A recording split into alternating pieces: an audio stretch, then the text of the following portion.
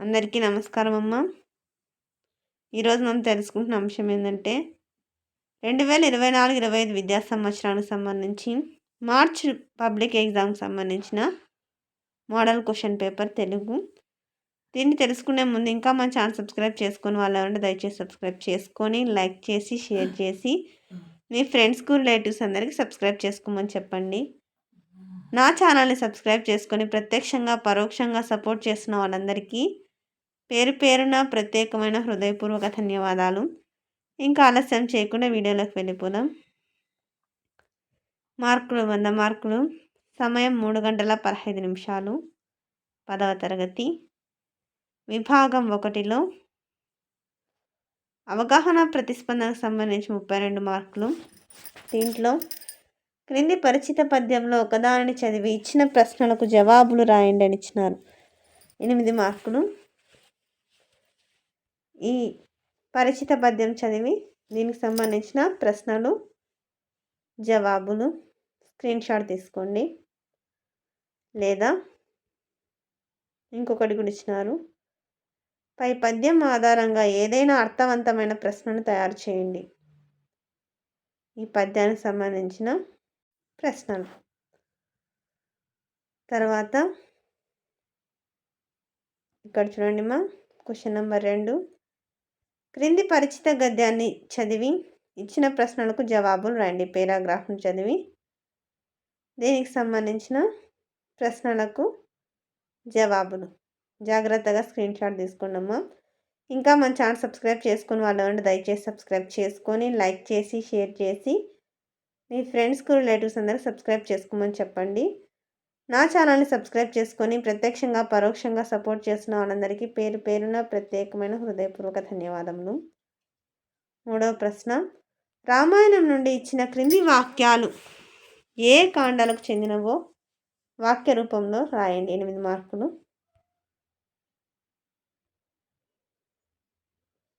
శ్రీరామ పట్టాభిషేకం కోసం అయోధ్య తనను తాను అలంకరించుకుంది. అయోధ్యకాండ. తర్వాత క్వశ్చన్ నెంబర్ 4. క్రింది అపరిచిత గద్యమును చదివి ఇచ్చిన ప్రశ్నలకు సమాధానాలను రాయండి. ఈ పేరాగ్రాఫ్ మనకు తెలియని పేరాగ్రాఫ్ని చదివి ప్రశ్నలకు సమాధానాలు స్క్రీన్ షాట్ తీసుకున్నాను.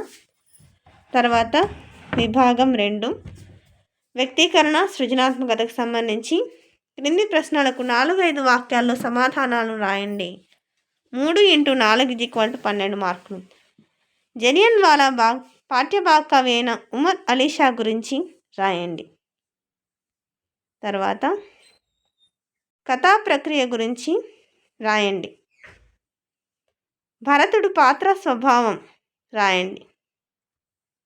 తర్వాత క్రింది ప్రశ్నలకు 8 నుండి 10 వాక్యాల్లో సమాధానాలను రాయండి. 3 × 8 = 24 మార్కులు. ప్రత్యక్ష దైవాలు పాఠ్యం ఆధారంగా ధర్మవ్యాధుని వ్యక్తిత్వాన్ని విశ్లేషించండి. జాగ్రత్తగా స్క్రీన్ షాట్ తీసుకోండమ్మా. మళ్ళీ చెప్తున్నా అనుకోద్దండి. అక్షరాలు కనుక క్లియర్ కనిపించకపోతే నెట్ క్వాలిటీ పెంచుకొని స్క్రీన్ షాట్ తీసుకోండి.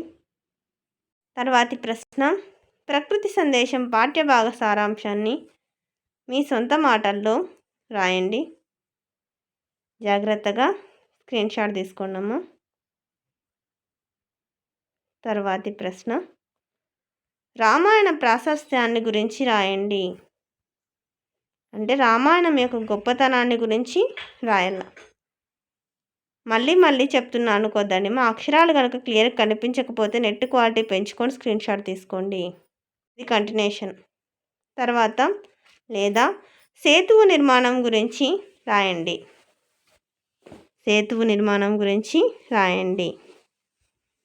దాదాపుగా దీనిలో నుంచి పబ్లిక్ వచ్చే అవకాశం ఉంటుందమ్మా. బాగా ప్రిపేర్ కండి. 10వ ప్రశ్న. యుద్ధాల వల్ల వచ్చే నష్టాలను శాంతి వలన చేకూరే ప్రయోజనాలను పట్టిక రూపంలో రాయండి. యుద్ధాల వలన నష్టాలు శాంతి ప్రయోజనాలు అంటే ఎప్పుడే కానీ ఇట్లా డిఫరెన్సెస్ ఉన్నప్పుడు ఖచ్చితంగా అంటే మీరు పట్టిక ఏర్పాటు చేసుకొని రాయాలా. ఇట్లుంటే మార్కులు బాగా పడతాయి. మీ పాఠశాల విద్యార్థి వక్తృత్వ పోటీలో జిల్లా స్థాయి బహుమతి వచ్చింది. అతనిని అభినందిస్తూ అభినందన పత్రం రాయండి. ఫస్ట్ హెడ్డింగ్ అభినందన పత్రం అని మధ్యలో రాయాలా, ఇలా అభినందన పత్రం రాయాలా, ఇట్లా అని పెట్టి తరగతి. విభాగం 3లో భాషాంశాలు 32 మార్కులకు ఉంటాయి. ఇక్కడ చూడండి, క్రింది సూచించిన విధంగా జవాబులు రాయండి. తర్వాత అలంకారం, లఘువు గురువులు అంటే ఘన విభజన చేయడం, తర్వాత అర్థం, తర్వాత గీత గీసిన పదానికి సరైన అర్థం. ఓకేనా. తర్వాత పృష్టం అంటే జ్వరం అని ఆన్సర్. తర్వాత కోరిక అంటే ఆకాంక్ష, ఇచ్ఛ, ఇప్సితం. తర్వాత ఒళ్ళు అంటే పర్యాయ పదం, దేహం, శరీరం. దిటవు అంటే దృఢం, నాట్యం అంటే నట్టువ, వికృతి. అధికారం అంటే నానార్థం, పెత్తనం. కాలం అంటే నానార్థమైంది, సమయం, మరణం. పురోహితుడు అంటే పురము యొక్క హితము కోరేవాడు, ఉత్పత్తార్థం. అమృతం అంటే ఉత్పత్తార్థమైంది, మరణాన్ని పొందింపనిది, కలిగింపనిది, సుధా. తర్వాత కథలంటే పిల్లలు చెవి కోసుకుంటారు. ఈ వాక్యంలో జాతీయాన్ని విడిగా రాయండి. అంటే చెవి కోసుకొనుట అనేది జాతీయం. మనసులో ముళ్ళు, ఈ జాతీయాన్ని ఏ అర్థంలో సందర్భంలో ఉపయోగిస్తారో రాయండి. 2 మార్కులు. ఒకరు ఏదైనా బాధ కలిగించే విషయం చెప్పిన సందర్భంలో ఈ జాతీయాన్ని ఉపయోగిస్తారు కదా.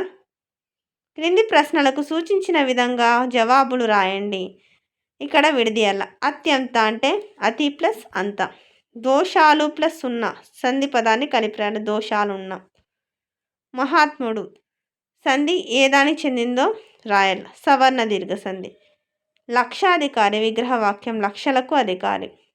జ్ఞానదీపం అంటే జ్ఞానం అనేది దీపం, ఏంది నిరూపక సమాసం. వాక్యానికి సరైన ఆధునిక వచనాన్ని గుర్తించండి.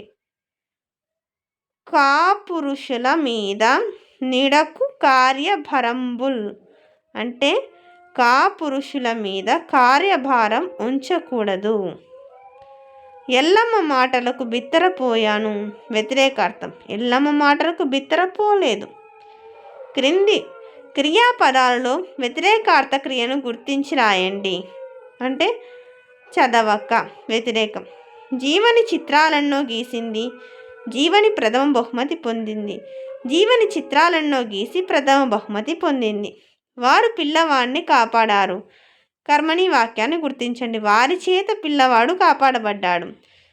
నిప్పుతో ఆటలు ఆడవద్దు, ఇదేంది సామాన్య వాక్యంగా రాయనంటే నిషేధార్థకం. ఆడద్దు, చేయొద్దు అని మనం ఖండిస్తున్నాం కదా. మీరు పరీక్ష రాయవచ్చు, ఇది అనుమతార్థక వాక్యం, పర్మిషన్ ఇస్తున్నాం.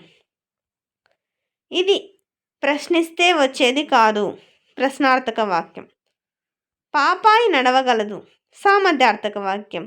అందరికీ ధన్యవాదాలమ్మా. ఇంకా మన ఛానల్ సబ్స్క్రైబ్ చేసుకుని వాళ్ళంటే దయచేసి సబ్స్క్రైబ్ చేసుకొని లైక్ చేసి షేర్ చేసి మీ ఫ్రెండ్స్కు రిలేటివ్స్ అందరికీ సబ్స్క్రైబ్ చేసుకోమని చెప్పండి. నా ఛానల్ని సబ్స్క్రైబ్ చేసుకొని ప్రత్యక్షంగా పరోక్షంగా సపోర్ట్ చేసిన వాళ్ళందరికీ పేరు పేరున ప్రత్యేకమైన హృదయపూర్వక ధన్యవాదములు. అందరికీ ధన్యవాదాలు. దయచేసి వీడియోని మాత్రం స్కిప్ చేయొద్దు. ధన్యవాదములు.